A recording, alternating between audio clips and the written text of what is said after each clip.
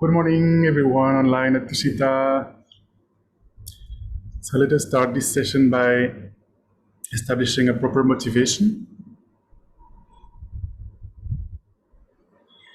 Today we'll make it quite efficient because we have some material to cover in the Lamrim. So we can simply try to generate mind of bodhicitta by thinking, may all sentient beings be happy. May all sentient beings have happiness and the causes of happiness. May all sentient beings be free from suffering and the causes of suffering. I myself will take responsibility. I have this precious human life. I will do whatever I can to liberate, to benefit sentient beings by myself alone, taking responsibility.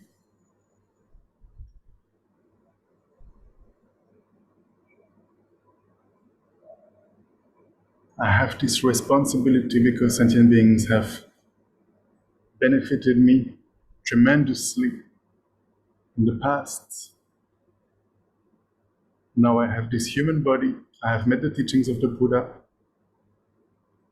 I have the possibility, the capacity, the time, the leisure to study, contemplate, meditate on the teachings of the Buddha. I have all the conditions necessary to realize those teachings.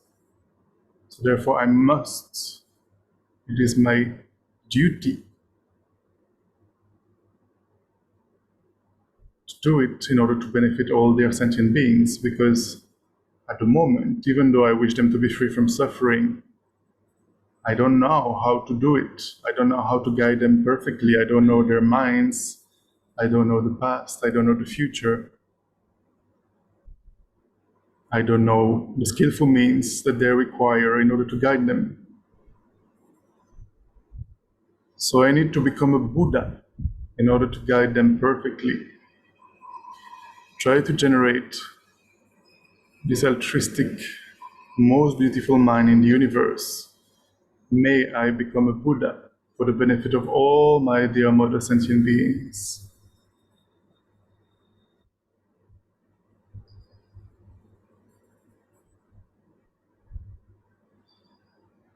With this motivation in mind, we will do a few minutes of calm abiding, single-pointed meditation, Shamatha. So I don't think we have new people here, so I will just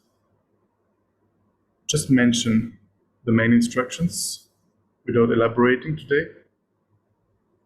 So remember, the first point is to look at your body posture. Most important for the body to be upright.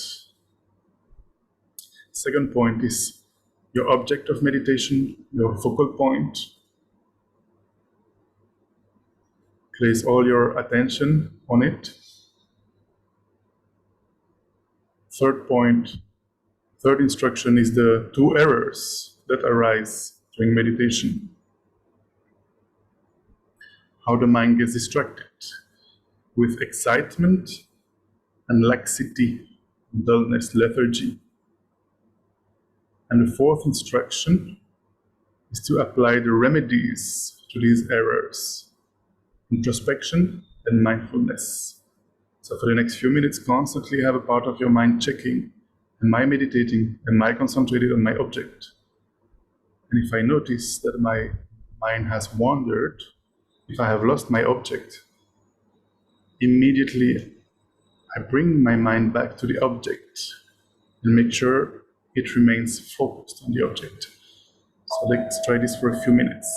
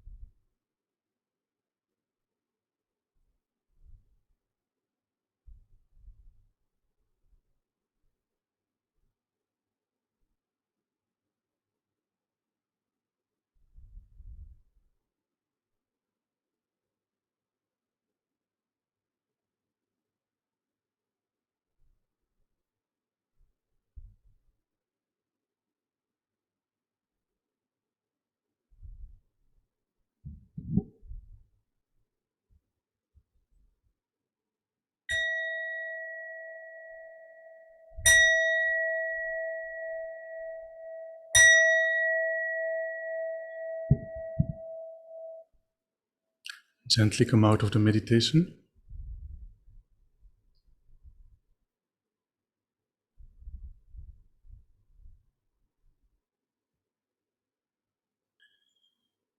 Speaking of mindfulness, I had forgotten to connect the microphone. I hope you can hear me better online now.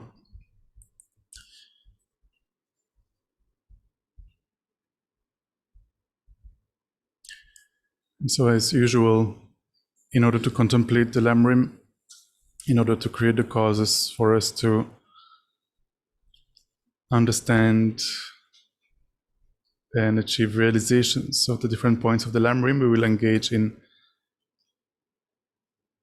different prayers and visualizations.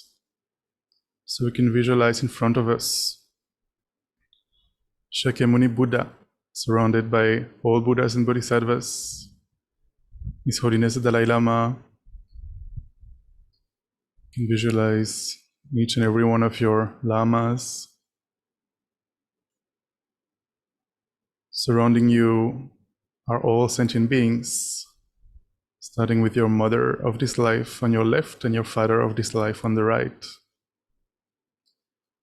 All sentient beings are joining you in these prayers. You are guiding them to these practices today. I go for refuge until I'm enlightened to the Buddha, the Dharma, and the Supreme Assembly by my practice of giving and other perfections. May I become a Buddha for the benefit of all my dear mother sentient beings.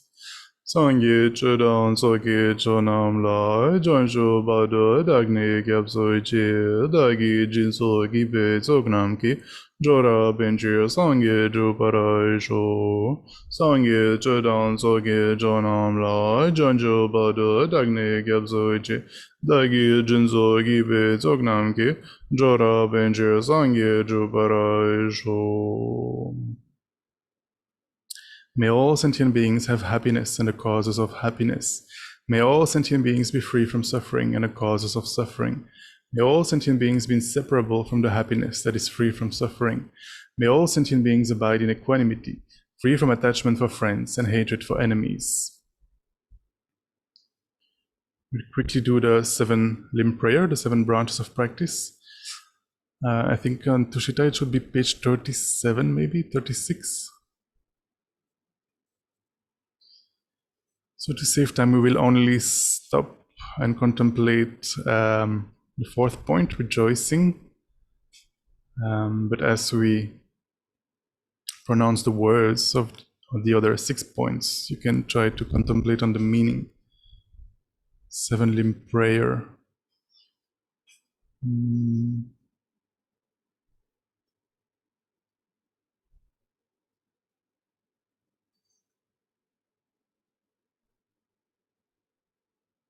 I think it's called daily prayers, or can't remember. Is it the right book, the golden book? Oh no, that's a wrong book.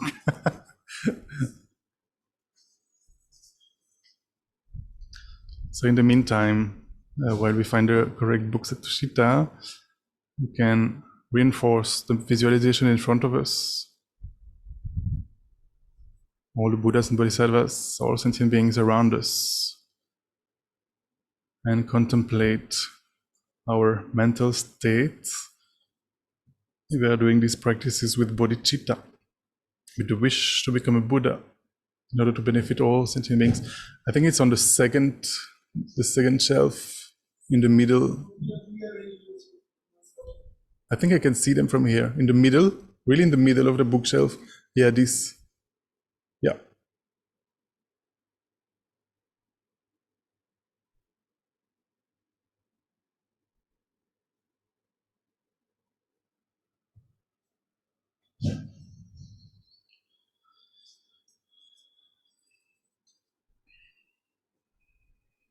So why are we doing these practices?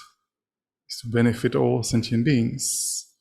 We can only guide them perfectly once we get rid of all the afflictive and cognitive obscurations.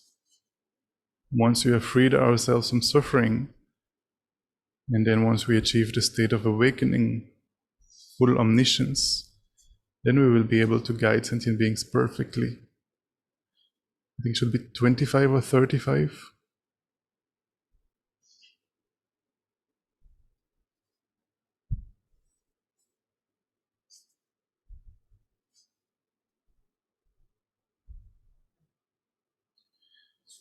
Seven-limb prayer.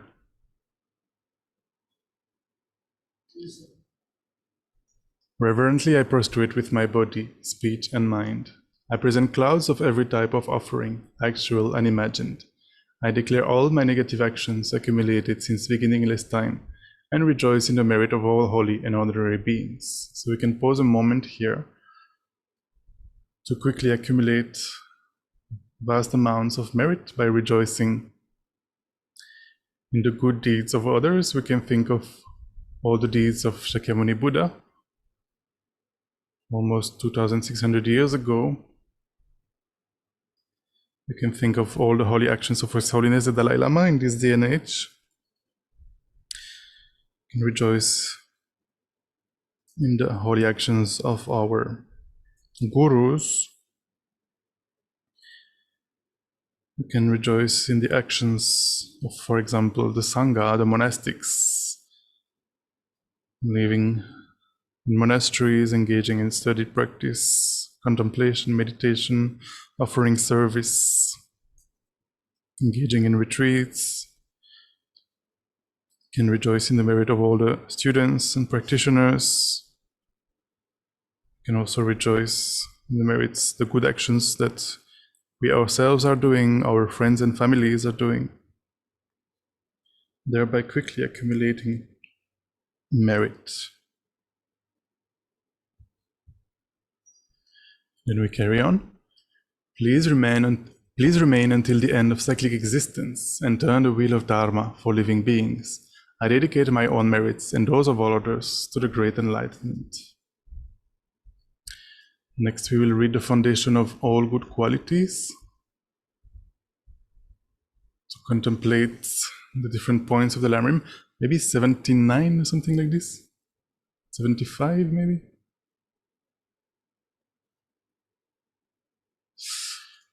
So the idea is to go through the different points of the Lamrim with this short prayer composed by Lama Tsongkhapa and seek blessings so that we may quickly realize each and every one of these points.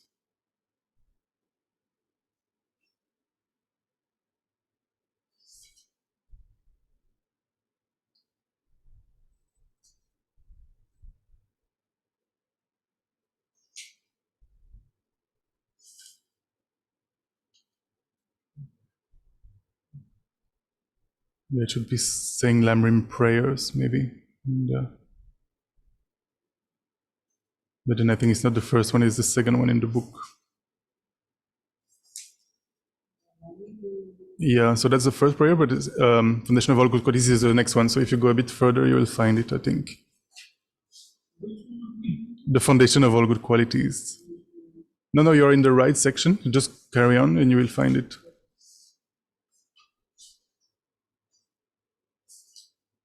Okay.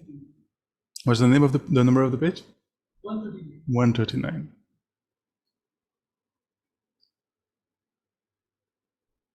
The foundation of all good qualities is the kind and perfect pure Guru. Correct devotion to him is the root of the path. By clearly seeing this and applying great effort, please bless me to rely upon him with great respect. Understanding that the precious freedom of this rebirth is found only once, is greatly meaningful and is difficult to find again. Please bless me to generate the mind that unceasingly, day and night, takes its essence. This life is as impermanent as a water bubble. Remember how quickly it decays and death comes. After death, just like a shadow follows the body, the results of black and white karma follow. Finding firm and definite conviction in this, please bless me always to be careful, to abandon even the slightest negativities, and accomplish all virtuous deeds. Seeking samsaric pleasures is the door to all suffering. They are uncertain and cannot be relied upon. Recognizing these shortcomings, please bless me to generate the strong wish for the bliss of liberation. Led by this pure thought, mindfulness, alertness, and great caution arise. The root of the teachings is keeping the pratimoksha vows. Please bless me to accomplish this essential practice. Just as I have fallen into the sea of samsara, so have all modern migratory beings. Please bless me to see this, train in supreme bodhicitta, and bear the responsibility of freeing migratory beings. Even if I develop only bodhicitta, but I don't practice the 3 types of morality, I will not achieve enlightenment. With my clear recognition of this, please bless me to practice the bodhisattva vows with great energy. Once I have pacified distractions to wrong objects and correctly analyzed the meaning of reality, Please bless me to generate quickly within my mind stream the unified path of calm abiding and special insight. Having become a pure vessel by training in the general path, please bless me to enter the holy gateway of the Fortunate Ones, the supreme Vajra vehicle. At that time, the basis of accomplishing the true attainments is keeping pure vows in Samaya. As I have become firmly convinced of this, please bless me to protect these vows and pledges like my life. Then, having realized the importance of the 2 stages, the essence of the Vajrayana, by practicing with great energy, never giving up the 4 sessions, please bless me to realize the teachings of the Holy Guru. Like that, may the Gurus who show the noble path and the spiritual friends who practice it have long lives. Please bless me to pacify completely all outer and inner hindrances. In all my lives, never separated from perfect Gurus, may I enjoy the magnificent Dharma. By completing the qualities of the stages and the paths, may I quickly attain the state of Vajradhara.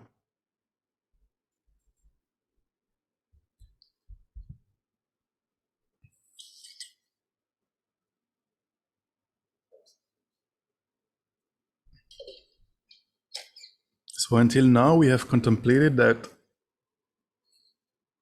in order to transform our minds, we need to rely on a teacher.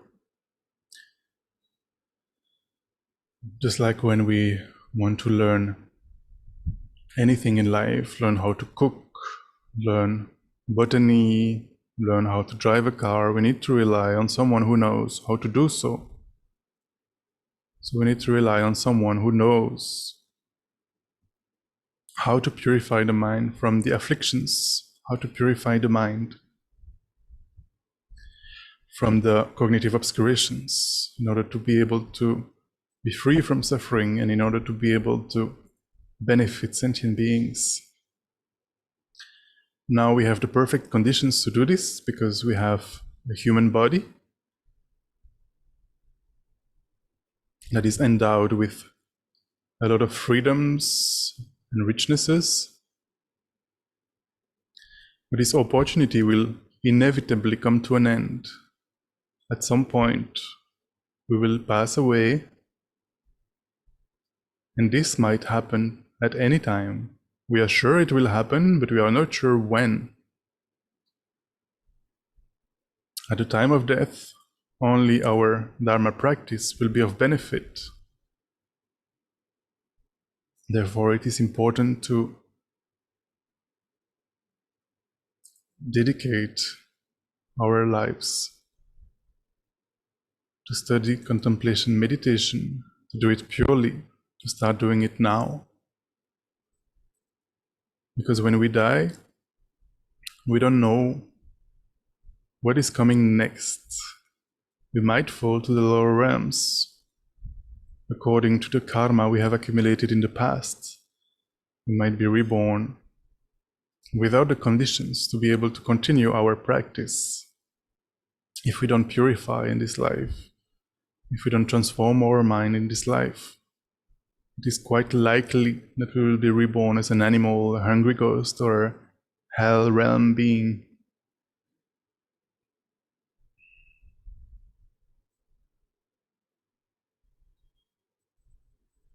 In this life we have met the teachings of the Buddha, the Dharma, which can protect us from this suffering of the lower rebirths.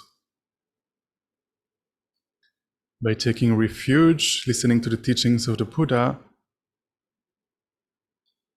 if we apply those teachings, we will refrain from engaging in non-virtue, we will engage in virtue, therefore not creating the causes, more causes to be born in the lower realms.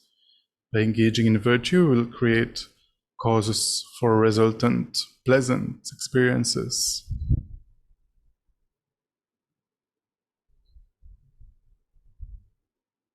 And ultimately, by meditating on the Dharma, we will also purify the negative karma that we have accumulated in the past and create causes to achieve our own liberation and enlightenment ultimately.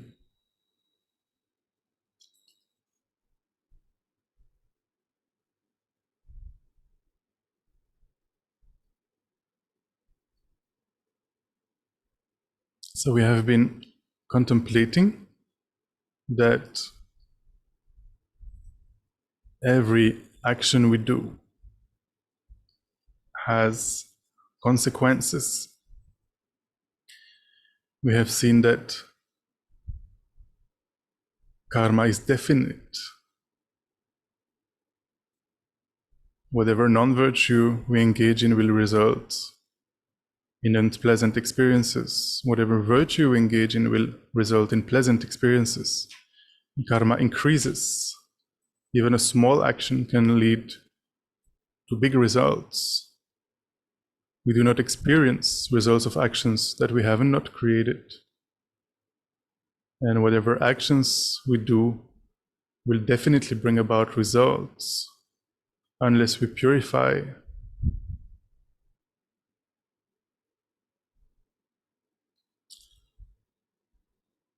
So today we will contemplate what are the 10 non-virtuous actions to be abandoned, to be avoided. So we have 3 non-virtuous actions of body, 4 of speech, and 3 of mind. For each of these 10 non-virtuous actions, in order to make them complete, to have a full path of karma, to have a very strong karma that is able to propel us into another rebirth, each of these non-virtuous actions must have 4 characteristics to be complete. Of course, if they don't have all these 4 characteristics, still some karma is involved, but then doesn't have the power to become fully qualified, propelling karma. So these 4 factors, these 4 characteristics of a full path of karma is, number 1 is the basis, the object. Number 2 is the attitude, which consists of discriminating the object, the mental affliction that is present at the time of performing the action, and the motivation, the intention. The third is the performance of the action, and the fourth is the completion of the action, the culmination. So all 4 factors must be present for an action to be complete, to become a full path of karma. So if we look at killing, the basis is a sentient being other than oneself.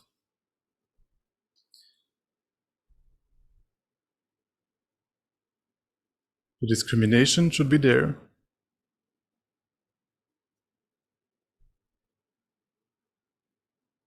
And one of the 3 poisons must be present: attachment, anger, or ignorance. Intention is the wish to kill, and the performance is either killing the sentient being by oneself alone, or ordering someone else to do it for us. The action is completed when the other sentient beings passes away. When we look at stealing, the basis, the object, is the possession of something that doesn't belong to us. Sometimes we say something that is not freely given to us.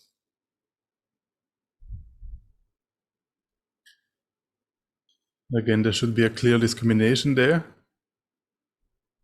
of what I'm about to perform, the object that is not mine. One of the 3 poisons must be present in the mind, and the wish, the intention to steal.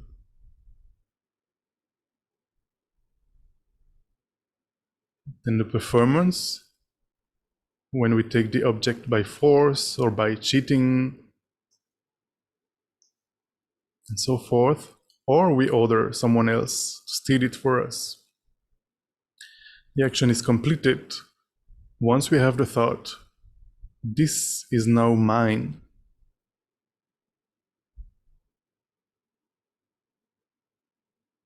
When we look then at the third non-virtuous actions of the body, which is sexual misconduct. For the basis, we have 4 different ones. Either a wrong person, wrong body parts, wrong place, or wrong time. In terms of the attitude, the discrimination must be unmistaken. That is, for someone who is a layperson without a vow of celibacy, then that person must be aware in their senses what they are doing. But when it comes to someone who is living in a vow of celibacy, a monastic, for example, it is not required that this discrimination, this awareness is there, because for a monastic, for someone who lives in celibacy, merely performing the action, engaging in an act, a sexual act, immediately the action is performed and complete. Again, one of the three poisons must be present, and one has the wish to engage in sexual misconduct.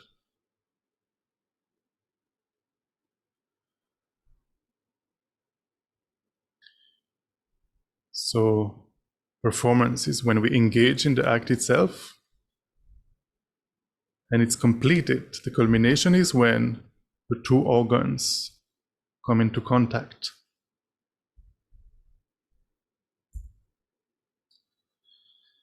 Next, we will look at the 4 non-virtuous actions of speech. The first one being lying. We have 8 bases: the seen, the not seen, the heard, the not heard, the experienced, the not experienced, the known, and the not known. The discrimination must be unmistaken. One of the 3 poisons must be present, and one has the wish to misrepresent, and one has the wish to deceive, make believe, to lie, tell stories that are not true. The performance is oneself indicating by speaking, or even without speaking, or with bodily gestures, or if one requests someone else to lie for us. And the completion of the lie, the culmination, is when the other person understands what you are saying, what you are implying. The person believes in the lie. Then we have the non-virtuous action of divisive speech, which has 2 bases: either sentient beings in harmony or those already in disharmony. So with the discrimination, one of the 3 poisons that is present, and the wish to divide, or to further divide, or to impede a reconciliation.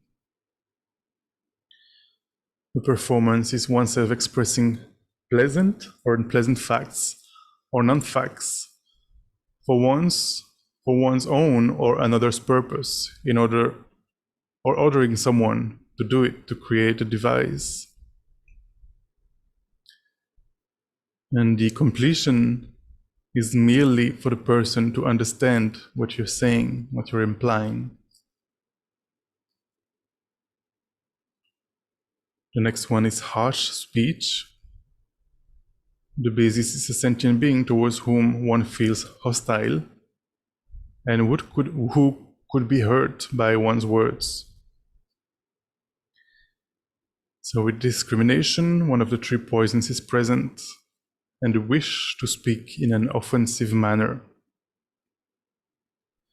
The performance is saying something unpleasant, even if it's something that is true, doesn't matter. Something that is unpleasant about the persons we are speaking to, about the characteristics of that person. And the culmination, the completion of the action, is that when the other person merely understands what we are saying, merely understands the unpleasant words. And the 4th non-virtuous action of speech is idle gossip. The basis is a meaningless topic. The attitude is that one perceives the topic about which one is going to talk. One of the three poisons must be present, and one has the wish to talk without a meaningful purpose.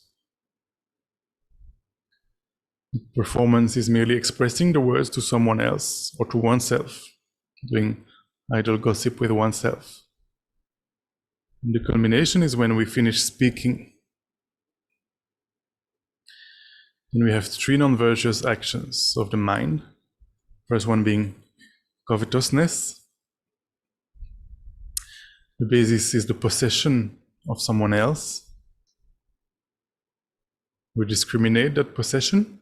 One of the three poisons is present, most probably attachment, and we wish to appropriate that object, that possession that doesn't belong to us.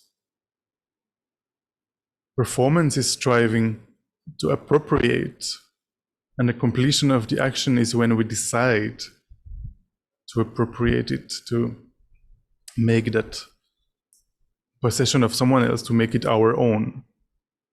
Just merely the mental decision, not even engaging in the act of taking it or hinting the other person in order to get it. Just thinking, I'm going to make this object my possession, is the non-virtuous action of covetousness. Then we have malice. The basis is a sentient being towards whom we feel hostile and who could be hurt by our words. The attitude, again with one of the three poisons and discrimination, we have the wish to give harm to that person, to that sentient being. The performance is simply having that thought, that wish to harm. And it is complete, it becomes a full path of karma, a complete non-virtuous action when we actually decide mentally, take the decision to harm that person. And finally we have wrong views. The basis is an existence, such as the law of karma, the law of cause and effect. The attitude is that one perceives that one's denial of the object is correct. For example, one really believes that there is no such thing as karma, there is no such thing as the law of cause and effect. One of the three poisons must be present, and one has the wish to deny the object. It is performed when we simply begin to deny the object, to deny the existence of karma, for example. And the culmination, the completion of the non-virtuous action is when we have the certainty that we have denied the object.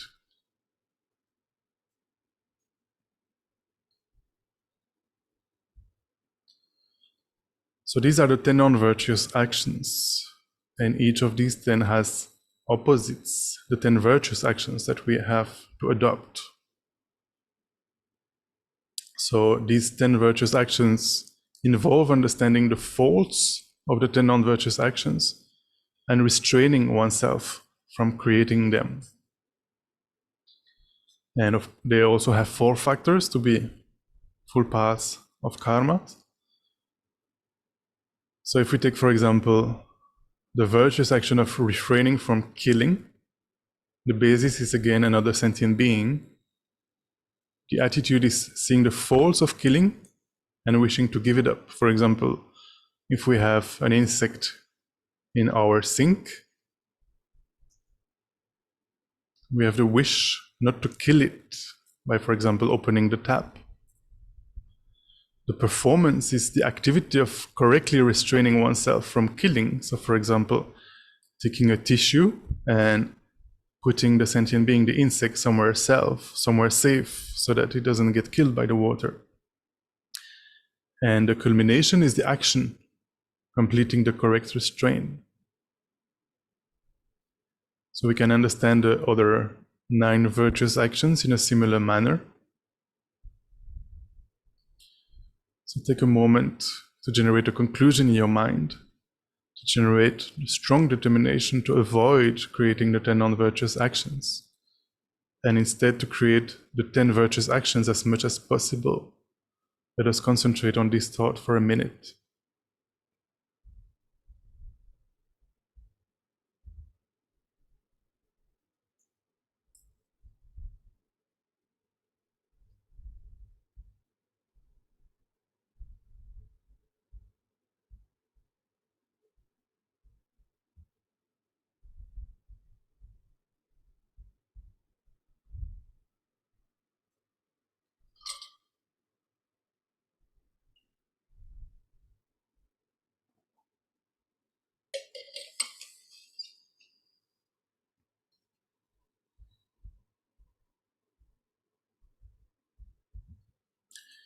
And then we will dedicate the merits of engaging in meditation, contemplation.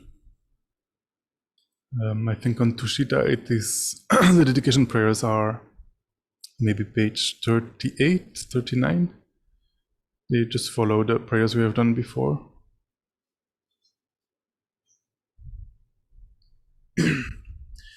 And online you should see my screen.